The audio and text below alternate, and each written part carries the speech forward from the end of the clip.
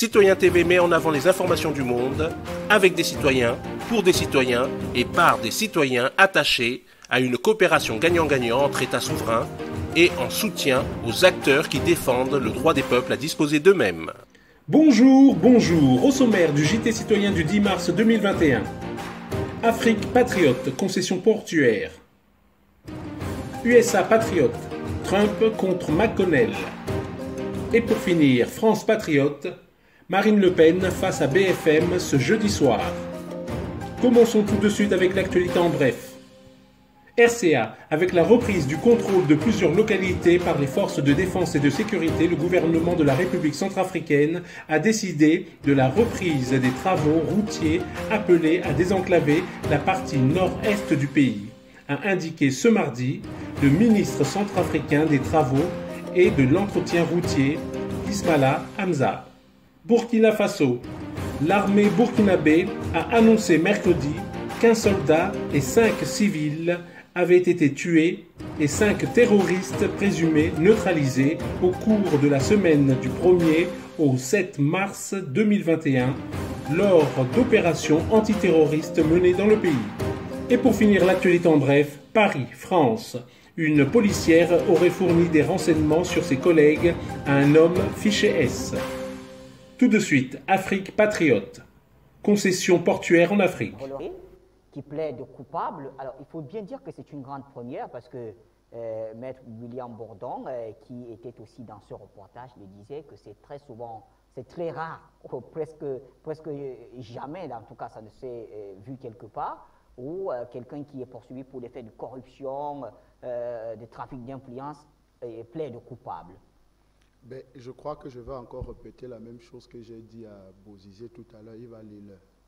Okay. Bolloré va lire l'heure. Et je voudrais que de toute l'Afrique et de tout le monde entier puisse se lever et dire « Wow, voleur ».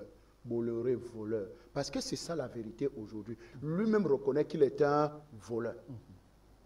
C'est la première fois dans l'histoire que quelqu'un est traîné au tribunal et il dit en mondiovision, je suis un voleur, je suis un corrupteur, je fais le trafic d'influence. Et je pense qu'aujourd'hui, là, voici la vérité au-devant de tout le monde. Parce que quand à Afrique Média, on disait Bolloré nous vole, Bolloré nous viole, Bolloré corrompt, ces petits amis qui sont aussi dans les médias, corrompus par ces directeurs. D'ailleurs, on a un brillant frère qui est aujourd'hui errant, un brillant frère qui est errant aujourd'hui, qui était directeur chez Bolloré, qui a tous les problèmes du monde aujourd'hui, qui a démissionné et qui est prêt à tout déballer de toutes les corruptions de M. Vincent Bolloré, que ce soit au Cameroun, que ce soit un peu ailleurs. Nous connaissons tous, ceux qui connaissent le groupe Bolloré savent de qui je parle, qu'il était à Kribi, au port de Kribi comme directeur. Donc, vous comprenez qu'aujourd'hui, les choses changent. L'Afrique qui a de cela 10 ans, 20 ans, ce n'est plus la même Afrique aujourd'hui. Tout de suite, USA patriote, Trump contre McConnell. Bonjour à tous et bienvenue dans cette nouvelle émission de Carrefour du Monde. Commençons aujourd'hui par la poursuite des efforts du président Trump pour nettoyer le parti républicain.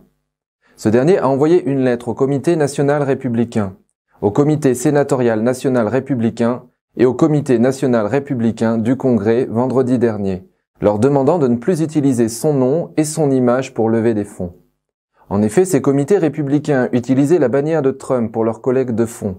Cependant, tout républicain pouvait bénéficier de ces fonds, y compris ceux qui s'opposaient à Trump et à son mouvement America First. Par exemple, le 7 mars, sur la page des dons du NRCC, le message disait « Le sort de notre nation est entre vos mains. Allez-vous aider le président Trump et les conservateurs de la Chambre à continuer de donner la priorité aux États-Unis ?» Mais en plus de ce message, une autre ligne ajoutait « Votre contribution profitera au NRCC, à Liz Cheney pour le Wyoming et à 2 autres républicains. » Liz Cheney fait pourtant partie des farouches opposants à Trump. Aujourd'hui, le NRCC a supprimé le nom de Trump de cette page, mais le NRSC, quant à lui, vend toujours des t-shirts Trump sur son site web. Mitch McConnell, qui a été président du NRSC de 1997 à 2001, a exercé un contrôle non officiel sur les fonds pendant plus de 2 décennies. En tant que leader républicain du Sénat, Mitch McConnell joue un rôle très important pour le parti. Trump l'a ciblé comme un des premiers éléments à purger, le qualifiant notamment de leader de troisième rang. Et cela semble avoir eu un certain effet. Mitch McConnell a récemment dressé une courte liste de successeurs dans son État d'origine du Kentucky, se préparant à la possibilité de démissionner avant la fin de son mandat. McConnell était sénateur depuis 1985 et venait tout juste de remporter son 7e mandat en novembre dernier. En vertu de la loi actuelle, le pouvoir de nommer le remplaçant de McConnell revient au gouverneur démocrate de l'État, ce qui serait évidemment un énorme désavantage pour les républicains. Les législateurs du Kentucky veulent donc présenter un nouveau projet de loi qui enlèverait au gouverneur le pouvoir de nommer un successeur, avec à sa place un comité exécutif d'État du même parti à sélectionner.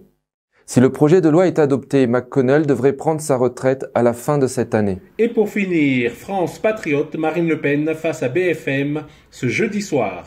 Jeudi, 20h50, Marine Le Pen face à BFM. Elle veut devenir présidente de la République. Que propose-t-elle pour gérer la crise sanitaire, pour relancer l'économie, pour lutter contre l'islamisme? Son programme est-il réaliste? Est-elle prête pour une nouvelle campagne? Marine Le Pen répondra à toutes les questions des journalistes de BFM TV et BFM Business. Marine Le Pen face à BFM, jeudi 20h50, en direct sur BFM TV.